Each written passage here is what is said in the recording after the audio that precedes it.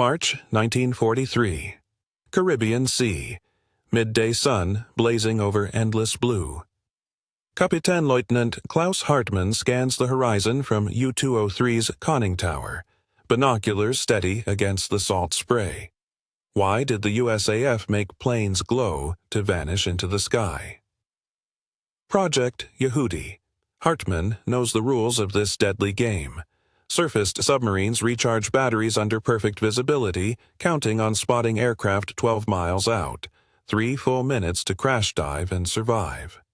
His METOX receiver hums silent, no radar warning. The sky stretches empty, a hunter's dream. He lowers the binoculars for a heartbeat, raises them. The TBF Avenger fills his view at 300 meters, wings level, engines a sudden roar. Impossible. A dark bomber against bright sky should silhouette from kilometers away, growing from speck to threat.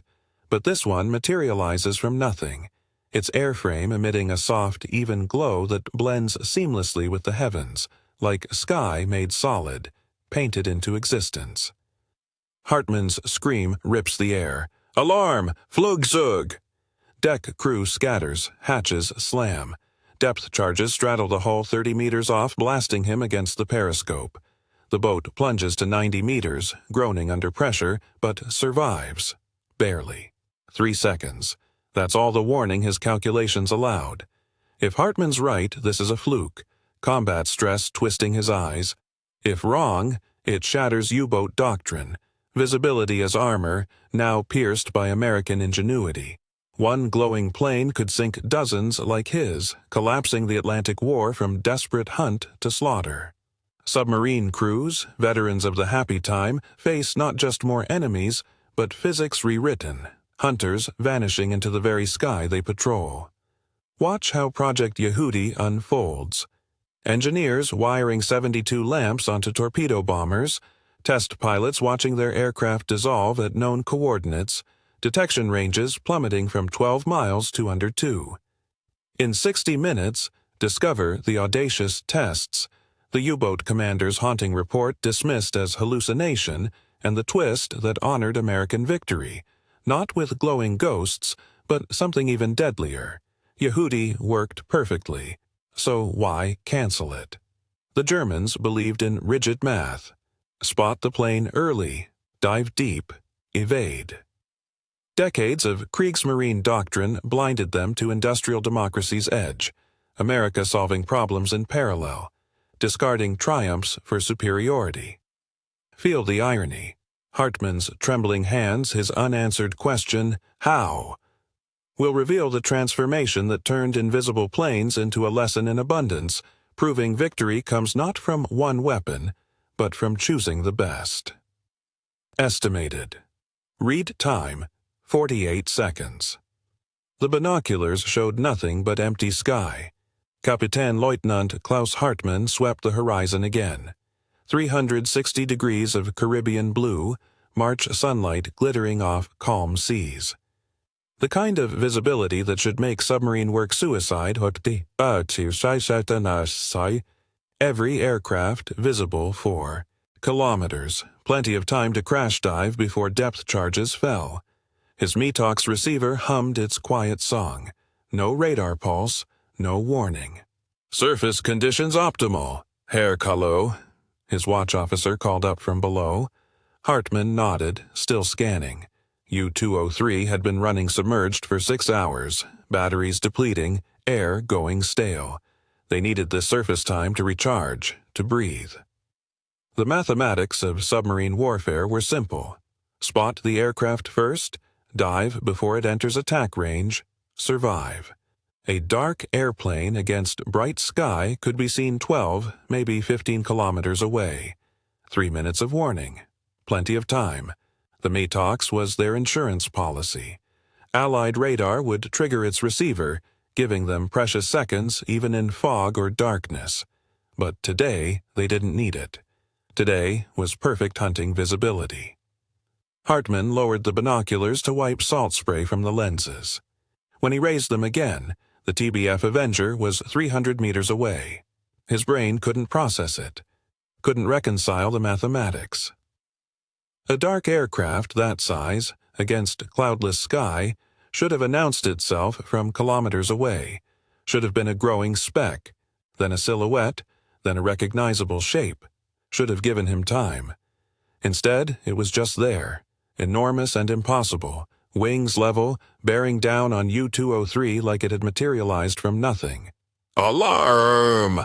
His scream tore his throat. "Flugzeug! Alarm!" The deck crew scattered. Hatches clanged.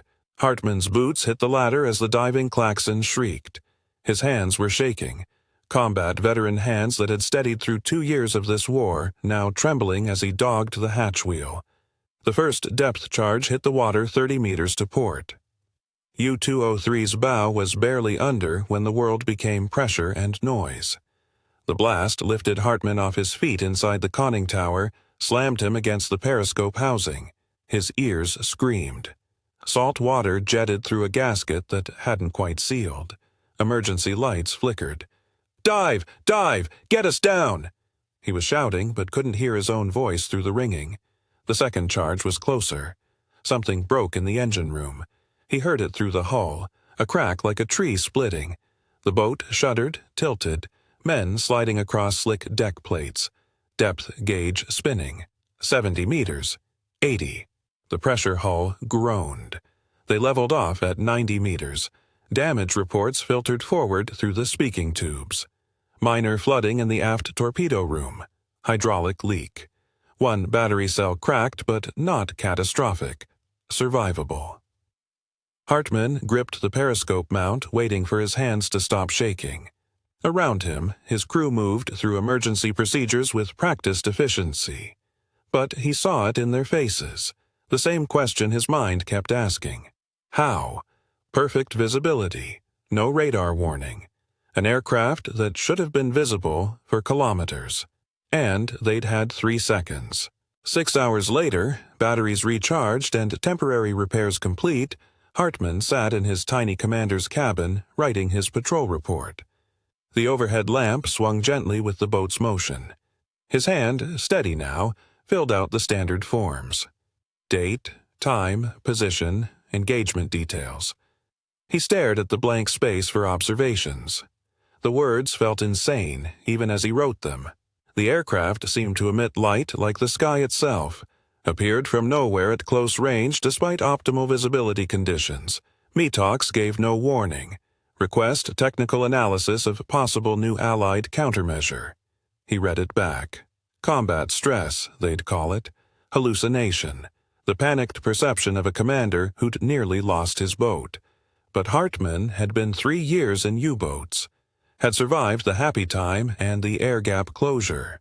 Had watched the war shift from turkey shoot to desperate gamble. He knew what aircraft looked like against bright sky. Dark crosses that announced themselves from the horizon. This one had glowed. Not reflected sunlight, not metal-catching sun at angles.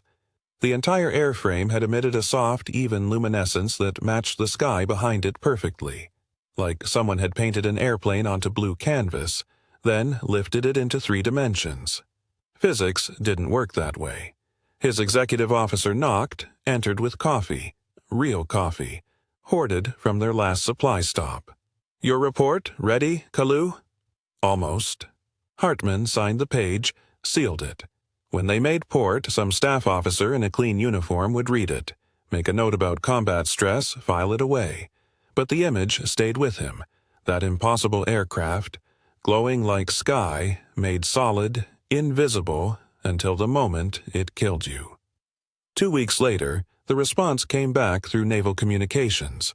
His commander's words were diplomatically phrased but clear. Atmospheric conditions can create unusual visual effects.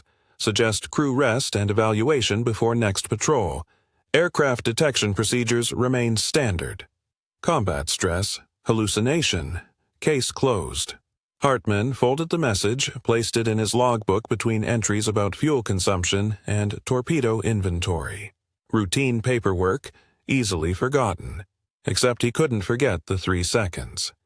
The empty sky that became an attack plane between one heartbeat and the next. The sense, absolute and terrifying, that he'd glimpsed something that shouldn't exist, that the Americans had broken physics itself, turned their aircraft into ghosts. He never saw one again. His next 12 patrols followed the old patterns. Aircraft spotted at distance, crash dives executed with time to spare, METOX warnings providing backup detection. Normal submarine warfare. The glowing hunter never returned. But sometimes, scanning empty horizons, Hartman would lower his binoculars and wonder how many others had seen it. How many boats had gone down with commanders writing similar reports, dismissed as combat. Stress, and the question that haunted him most, though he'd never speak it aloud, what if the reason he never saw it again wasn't because it had been rare, but because the Americans had something even better? Lieutenant Commander Richard Schrader sits in the cockpit watching 72 small lamps being wired along the TBF Avenger's wings and fuselage. Christmas lights on a warplane. That's what it looks like. The engineers swarm around the aircraft at Naval Air Station Quonset Point like they're decorating for a holiday nobody invited them to. "You're going to make the airplane invisible," one of them had said yesterday during the briefing. "With light bulbs," Schrader replied. "Exactly." The engineer, Patterson, mid-30s, MIT, talks with his hands, had spread technical drawings across the table. The human eye doesn't see objects. It sees the light they block. A dark aircraft against bright sky creates a silhouette your brain processes as enemy plane. But what if the aircraft emitted the exact same brightness as the sky behind it? "Then you see nothing," Patterson said. "Just sky." Schrader had examined the drawings. 72 lamps, photocells mounted on the nose to measure sky brightness, automatic intensity controls, the whole system feeding off the aircraft's electrical system like a parasite. And if the bulbs burn out mid-flight, you become visible again, very quickly. Now he's watching the final installations, May sun warm through the canopy, wondering if he's about to test legitimate science or elaborate suicide. The lead technician, grease-stained hands, forearms like bridge cables, climbs onto the wing and peers into the cockpit. "We're ready for systems check, Commander." Schrader flips switches according to the new checklist taped to his instrument panel. Power to photocells. Power to lamp circuits. Intensity controls to automatic. The lamps flicker, stabilize, emit a pale glow that seems wrong in daylight. The wings look frosted, luminescent, like someone painted them with diluted moonlight. "How's the drain on the electrical system?" "Significant, but manageable. Stay below 4 hours continuous operation." 4 hours. Most U-boat patrols run 6 to 8. But most U-boats don't have 3 minutes of warning before an attack. If this works, maybe they won't need 4 hours. Maybe 30 seconds of invisibility is enough. The test flight brief is simple. Climb to 3,000 feet, activate the Yehudi system, fly straight and level, while Lieutenant Robert Norse in the chase plane tries to maintain visual contact. Measure detection ranges. Quantify what invisible actually means in numbers the Navy can use. Schrader taxis to the runway. The Avenger handles normally despite the electrical modifications, the Wright Cyclone engine bellowing its familiar roar. He lifts off, climbs through scattered clouds, levels at altitude with Block Island visible to the southeast. The chase plane, another, TBF flown by Henderson with Norse in the bombardier position, forms up 1 mile behind. Schrader can see it clearly in his mirror, solid and real and perfectly visible like every other aircraft he's ever flown against bright sky. "Chase plane ready?" Norse calls over radio. "You're clear to activate." Schrader's hand hovers over the Yehudi master switch.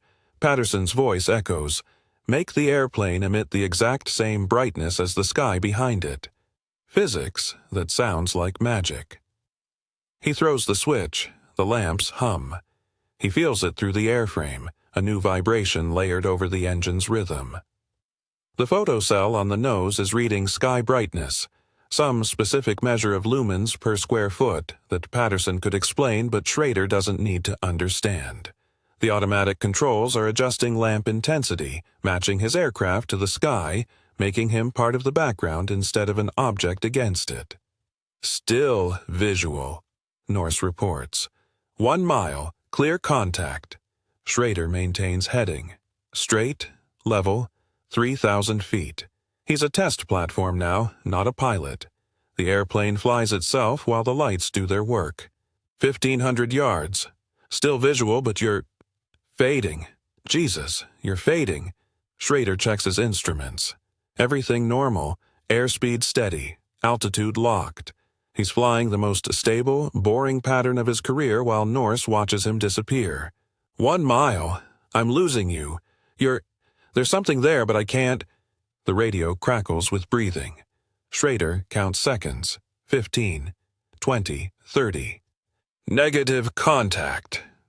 Norse's voice carries something Schrader's never heard from him before. Not excitement. Something closer to fear. I've lost you completely. I'm looking at your exact coordinates and seeing empty sky. In the chase plane, 1 mile behind, Norse has his binoculars pressed hard enough against his face to leave marks. Henderson maintains precise formation on the last known position, but there's nothing to see. The sky is featureless blue. His brain insists the Avenger should be there, dark cross shape, wings catching sun, canopy glinting. Visual acquisition at this range should be automatic. There's nothing. Nothing. He's staring at coordinates he knows to the second, and seeing the same empty blue he'd see if Schrader had vanished into a cloud bank. Well, Schrader's voice on the radio, "Can you see me?" "Negative. You're a ghost." Norse lowers the binoculars, rubs his eyes, raises them again. Still nothing. The impossible equation solves itself in his head. Normal detection range for dark aircraft against bright sky runs 12 miles. He lost Schrader at less than 2. The mathematics don't feel like mathematics. They feel like watching physics break. Moving to 1/2 mile, Schrader reports. Norse watches. The sky remains empty. At 800 yards, 1,500 feet, he catches something. Not the aircraft itself. A disturbance in the visual. Field like heat shimmer. A place where the sky doesn't look quite right. He has to know exactly where to look, has to force his eyes to find the wrongness. "Contact." His voice sounds hollow. "Visual at 800 yards. Barely. If I didn't know you were there, I'd never see you." Schrader disables the Yehudi system. The lamps go dark. The Avenger materializes like a photograph developing, suddenly solid and real and impossible to miss. The transition takes less than a second. Invisible? Visible. The difference is binary. Norse stares at the now obvious aircraft. His hands are shaking. Back at Quonset Point, Patterson meets them on the flight line with a clipboard thick with data sheets. "Well?" Schrader climbs down from the cockpit, legs stiff, mind still processing what he just flew. "It works. The system works exactly like you said." "Detection range?" "Under 2 miles." Norse joins them, face pale despite the warm sun. "I was looking directly at him with binoculars, at his exact coordinates, and I saw nothing. If I'd been hunting him, if I hadn't known precisely where he was, I'd never have acquired the target at all." Patterson makes notes. His hand is steady, but Schrader notices the grip pressure on the pen, the white knuckles. 12 miles is standard visual acquisition for U-boat patrols. 2 miles means 30 seconds of warning, Schrader finishes. Maybe, if they're looking the right direction, if they recognize what they're seeing in time. The implications settle over the group like fog. U-boats surface to recharge batteries, counting on 3 minutes minimum between aircraft sighting and attack. Time to crash dive, get deep, evade. The entire calculus of submarine warfare depends on warning time. Project Yehudi just collapsed that calculus to nothing. Patterson looks up from his clipboard. "We need to run 50 more test flights. Verify the numbers under different conditions.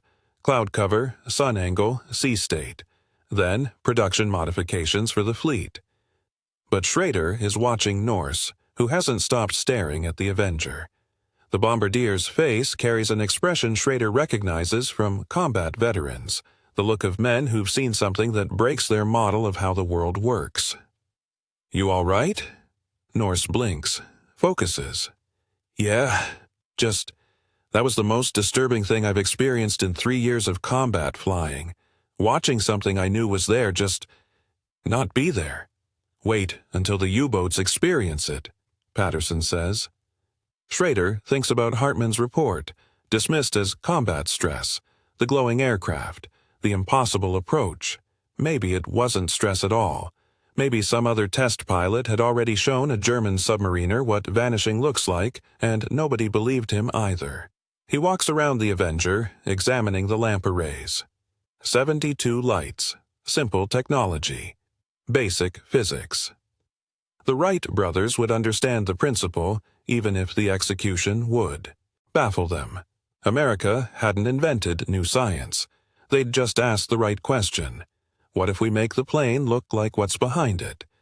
The answer glows in neat rows along the wings, waiting to make hunters into ghosts.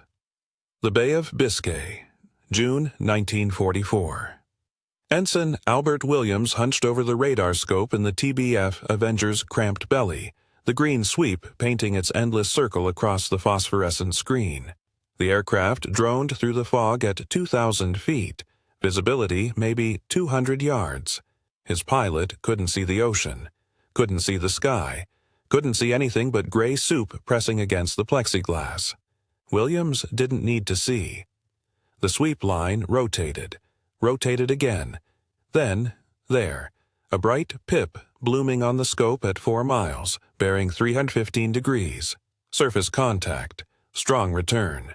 He keyed the intercom. Contact, 4 miles northwest. Designate probable U-boat. The pilot's voice crackled back. You sure? I've got zero visibility up here. Williams stared at the pip. Rock steady. The right size for a surfaced submarine. Moving at the right speed. Maybe 12 knots, running on diesels to recharge batteries. The Germans would be blind in this fog, relying on their METOX detectors to warn them of radar. But the new centimetric radar was invisible to METOX. The U-boat crew had no idea death was circling 4 miles away. Confirmed contact, coming around for attack run. The Avenger banked. Williams watched the geometry collapse on his scope. 3 miles, 2 miles, 1 mile. The U-boat remained on the surface, still charging batteries, still confident that fog was protection, still unaware. At half a mile, the pilot descended.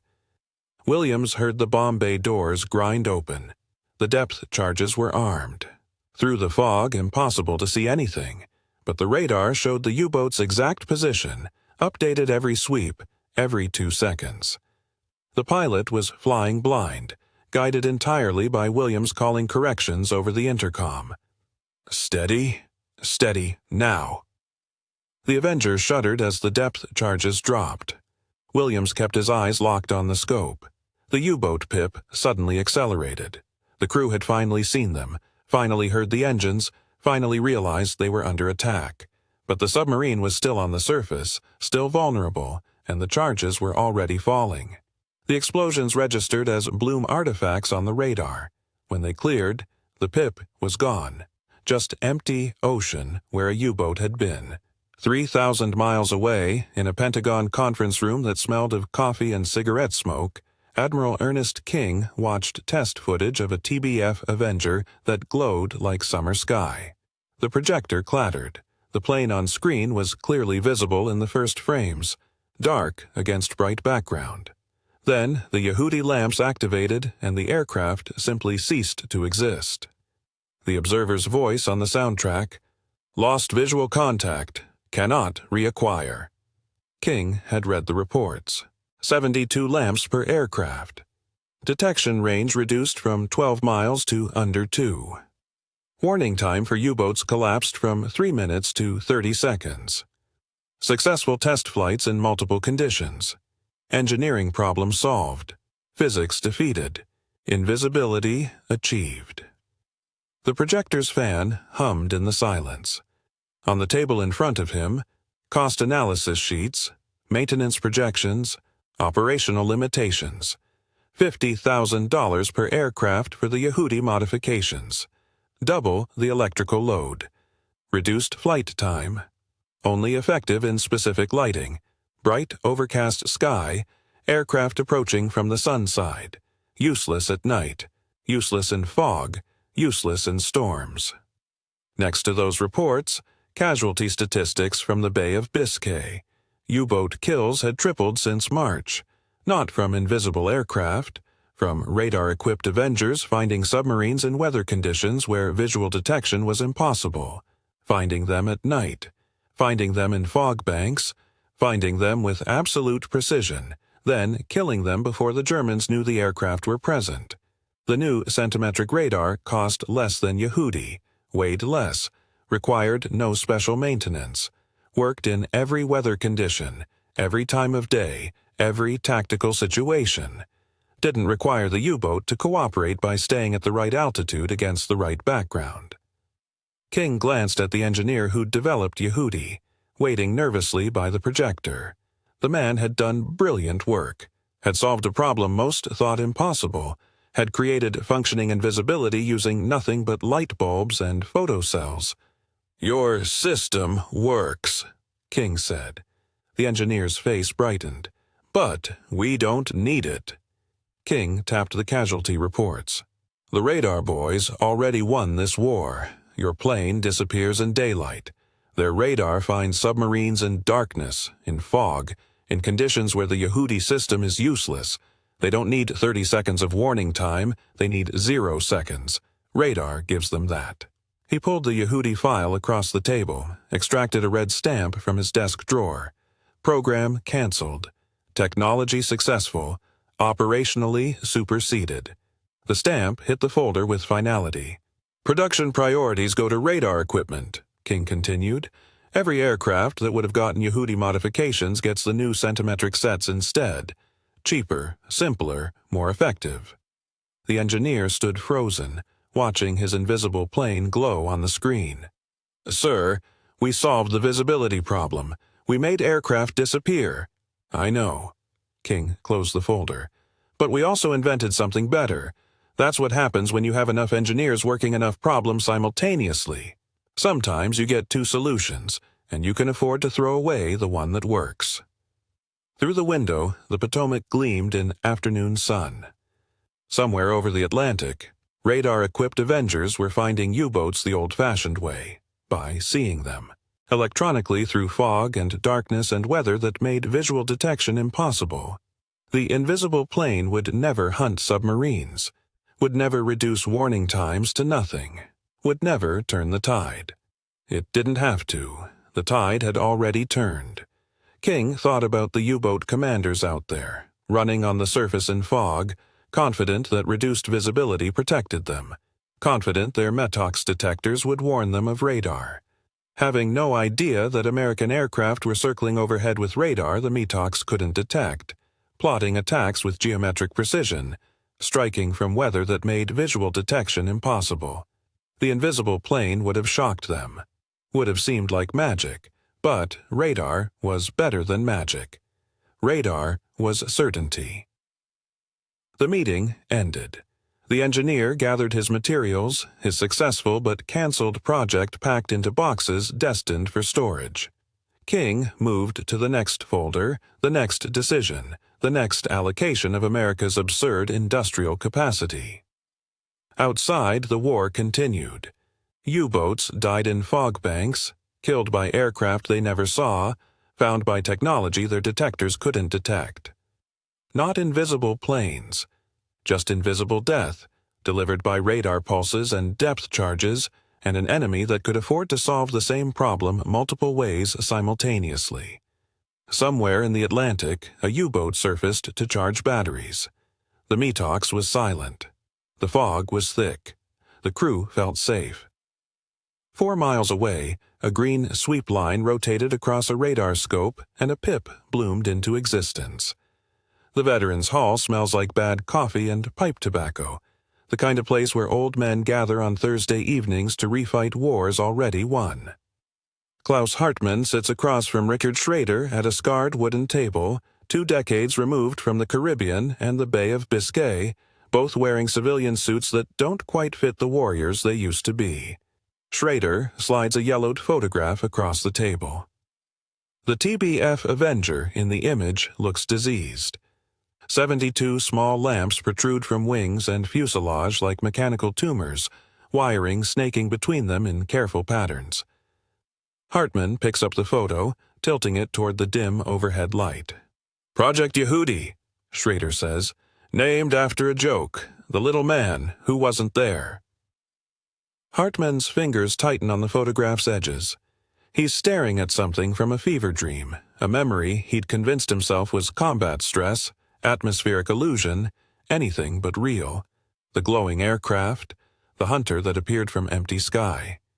This was real, Hartman says quietly, not a question.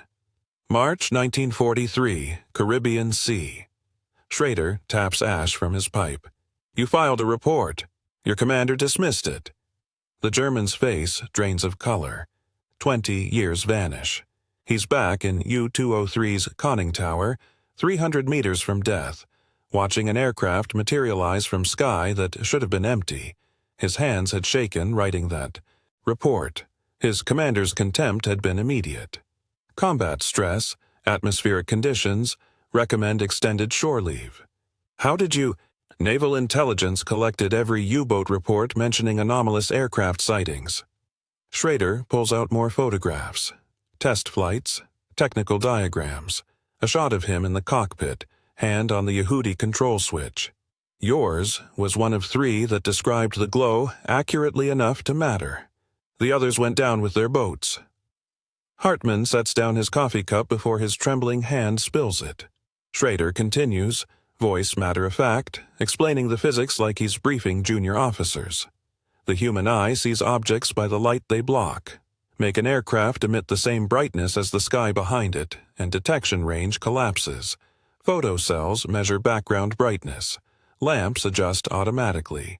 Simple, elegant, impossible. Normal detection range for a dark aircraft against bright sky, 12 miles, Schrader says. Gives a surfaced U-boat about 3 minutes warning. Time to dive, evade, survive. "Yeah." Hartman's voice is barely audible. 3 minutes. We calculated everything around 3 minutes. With Yehudi active, detection range dropped below 2 miles. Schrader meets the German's eyes. Maybe 30 seconds warning, maybe less. The mathematics are brutal. Hartman's hands flatten on the table. 30 seconds isn't enough time to seal the conning tower hatch. 30 seconds means depth charges falling while half your crew is still topside, while the boat is still on the surface, while you're drowning in sunlight and spray and the shriek of incoming ordnance. "How many?" Hartman asks. "How many what? How many aircraft did you modify? How many invisible hunters did you send after us?" Schrader's pause stretches too long. When he answers, something in his tone makes Hartman look up sharply. "None." The word hangs in the tobacco smoke. "I don't understand," Hartman says. "Test aircraft only. Never deployed operationally." Schrader pulls out another document. Official Navy letterhead, dated July 1944, stamped canceled in red ink. "Admiral King shut down the program before we modified a single fleet aircraft." Hartman stares at the cancellation order like it's written in a language he's forgotten how to read. The war, the Atlantic, the endless cat-and-mouse game between U-boats and aircraft, everything had been predicated on certain assumptions. Detection ranges, warning times, the fundamental physics of hunter and hunted. America had broken those assumptions, had solved the invisibility problem using nothing but light bulbs and clever engineering. And then, why? The German's voice cracks slightly. Schrader slides one more photograph across the table. This one shows a radar scope. Green sweep line painting targets in fog-shrouded darkness. A technical manual sits beside it, pages marked with tabs and annotations. "Centimetric radar," Schrader says. "Became standard equipment mid-1944, undetectable by your METOX receivers. Works in darkness, fog, storms. Doesn't care about lighting conditions or sky background or pilot altitude, just..." He taps the radar image. "Ping. There you are." The implication settles over Hartman like cold seawater. "Detection range with radar?" Hartman asks, though he already knows the answer will be worse. "Depends on conditions. 10 miles in good weather, 5 in poor. But the U-boat gets 0 warning time because the radar doesn't emit anything you could detect until our system's improved." Schrader's pipe has gone out. He doesn't relight it. Yehudi cost $50,000 per aircraft to install, doubled maintenance requirements, only worked in specific conditions, daylight, clear skies, right altitude against right background. And radar? Cheaper, simpler, better. Hartman slumps back in his chair. The mathematics are simple, brutal, irrefutable. America hadn't just solved the invisibility problem. They'd solved it, tested it, proven it worked, and then discarded it because they'd already invented something superior. The coffee in his cup has gone cold. He drinks it anyway, needing something to do with his hands. "Do you know what broke us?"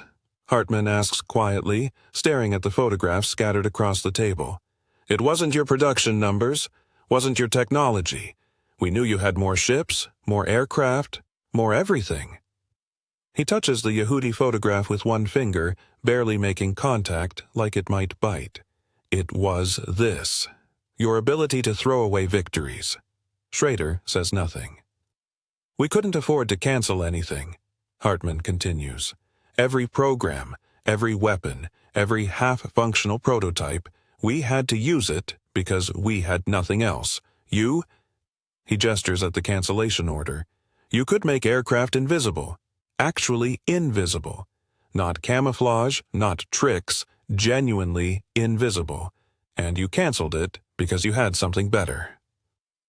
Outside the hall, traffic hums past. Jets overhead, invisible in the darkness but loud enough to rattle the windows.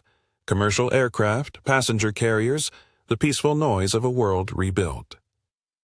Hartman stands slowly, picking up the Yehudi photograph, studying it one last time in the yellow light. "May I keep this?" he asks. "Of course." The German tucks it carefully into his jacket pocket over his heart. When he extends his hand, Schrader shakes it. Two old warriors, survivor and hunter, meeting in peacetime to discuss the weapon that never killed. At the door, Hartman pauses. "The glowing aircraft I saw in 1943, he says. "That was you?" "Different pilot. Early test, unauthorized overwater flight. You survived it." "Barely."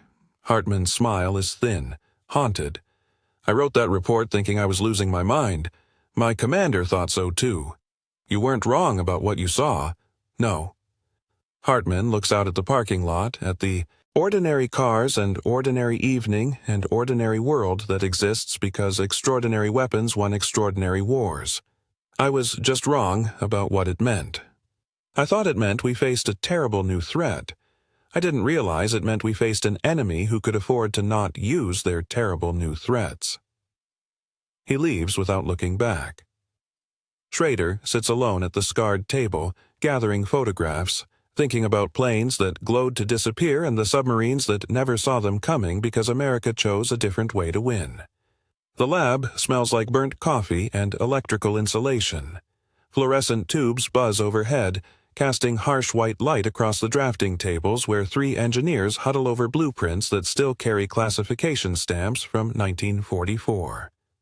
March 1973. Lockheed's Skunk Works, buried deep in a California facility where the badges get you through 3 separate checkpoints. "Active camouflage," says Dr. Raymond Chen, tapping a yellowed photograph with his pencil. The image shows a TBF Avenger, covered in small lamps, looking like someone's Christmas decoration gone wrong. The Navy made this work 30 years ago, made an entire aircraft disappear against bright sky using nothing but light bulbs and photocells. The younger engineer, Martinez, fresh from MIT, leans closer. "And they canceled it?" "July 44. Same month they proved it worked." Chen pulls another file from the stack. Test results. Detection ranges collapsing from 12 miles to under 2. Observer reports describing aircraft vanishing at known coordinates. Admiral King chose radar instead. Cheaper. All-weather capability. Didn't require the target to cooperate by staying at the right altitude against the right background. So, why are we looking at it now? Chen doesn't answer immediately. He spreads more blueprints across the table, tank profiles, helicopter silhouettes, concepts for adaptive vehicle skins. Because the principle was sound, they just applied it to the wrong problem. Or maybe, he pauses, considering, they applied it to a problem that radar solved more efficiently. That doesn't mean the principle dies. Martinez picks up the Yehudi photograph.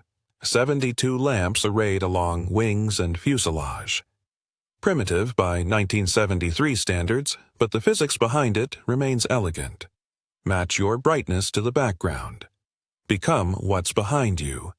Disappear not through absence, but through perfect mimicry. Electronic skins, Chen continues. Panels that can shift brightness, maybe even color. Not for aircraft. Radar makes that unnecessary. But ground vehicles and daylight operations, mobile command posts, the technology that made planes glow could make tanks vanish. The third engineer, Kowalski, has been silent until now. He's older, graying, and his badge shows a higher date from 1943. I saw one once, he says quietly. Yehudi test flight. I was working radar trials at Quonset Point. They brought one in for comparison. Testing. Radar versus visual detection. The younger men turn. The radar tracked it perfectly. Clean return, solid contact, no degradation. But when they turned those lamps on, Kowalski shakes his head. I was standing on the tarmac, knew exactly where to look. The thing just dissolved, like watching something slip between dimensions. Our radar operator kept calling out positions while the rest of us stared at empty sky. That's when you knew radar won, Martinez says. That's when I knew we had options. Kowalski corrects. The Germans spent the whole war trying to make one solution work. Better torpedoes, better U-boats, better tactics. We tested Yehudi, proved it worked, and threw it away because we'd already invented something better. That's not waste, that's wealth. Chen nods. He's chasing something bigger than camouflage now. The B-2 program, he says. Classified, obviously, but the approach, making an aircraft invisible to radar by shaping how it interacts with electromagnetic radiation, controlling what returns to the receiver. He taps the Yehudi photo again. That's the same principle. Not glowing to match the sky, but shaping to match the radar background. Become what's behind you. Disappear through perfect mimicry. Martinez does the calculation himself now. So Yehudi wasn't canceled. It evolved. Every weapons program evolves or dies, Chen agrees. The question is whether you can afford evolution. Whether you have enough parallel solutions running that when one becomes obsolete, two others are already ahead of it. The fluorescent lights flicker. Someone in the hallway is having a loud conversation about thermal signatures and infrared countermeasures. The Cold War grinds forward, consuming research budgets and engineering careers, demanding invisibility in new spectrums. The Soviets know we're working on stealth, Kowalski says. They're trying to catch up, reverse engineer our approach. What they don't understand is that we're not protecting one solution. We're protecting the capacity to throw away solutions. Chen gathers the Yehudi files carefully. They'll go back to the archives, but not forgotten. Write this up for the adaptive camouflage program, he tells Martinez. Historical precedent, proven concept, evolution pathway. Make it clear we're not reviving a canceled program. We're applying lessons from a solved problem to new domains. Martinez makes notes, but he's still stuck on the core image. Did anyone tell the Germans? After the war, I mean. Did any U-boat commander learn that we'd made aircraft invisible and chose not to use them? Some probably figured it out at reunions, Kowalski says. Veterans comparing notes, classified details bleeding out over beer and old photographs. Can you imagine? Spending the war getting hammered by American technology, then learning we had stuff we didn't even bother deploying? Chen closes the file cabinet. That's the transformation that mattered. Not the technology itself, but understanding what it meant about your opponent. The U-boat crews thought they lost to better radar, better aircraft, better tactics. True, but incomplete. They lost to an enemy that could invent invisibility and still have better options available. 3 decades after Admiral King stamped "Cancelled" on Project Yehudi, the concept lives. Not as glowing lamps on torpedo bombers, but as principles embedded in design philosophy. The B-2 Spirit taking shape in other classified facilities doesn't emit light to match the sky. It doesn't have to. But somewhere in its conceptual DNA is the idea that started with Navy engineers asking, what if we just made the plane look like what's behind it? The engineers pack up for the night. The blueprints return to locked cabinets. The security badges get logged at checkpoints. Outside, the California evening is warm and clear, the kind of sky against which a dark aircraft would be visible for miles, unless it glowed. Chen pauses at his car looking up. Commercial jets trace contrails across the sunset, visible and unconcerned. Somewhere above them, invisible to everything but the most sophisticated radar, reconnaissance aircraft slip through denied airspace. Different technology, same principle. Evolution, not abandonment. He thinks about those U-boat commanders, the ones who survived long enough to learn the full story, the ones who discovered that the glowing aircraft that nearly killed them was the weapon America chose not to use. That's the moment that stays with him, not the engineering triumph but the industrial capacity it represented, the ability to perfect a solution and discard it, to have so many answers you could afford to throw away the ones that worked.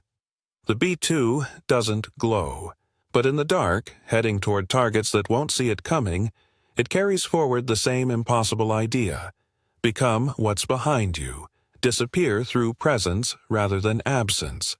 Win not by hiding, but by making yourself indistinguishable from empty sky. Project Yehudi is dead. Long live Project Yehudi.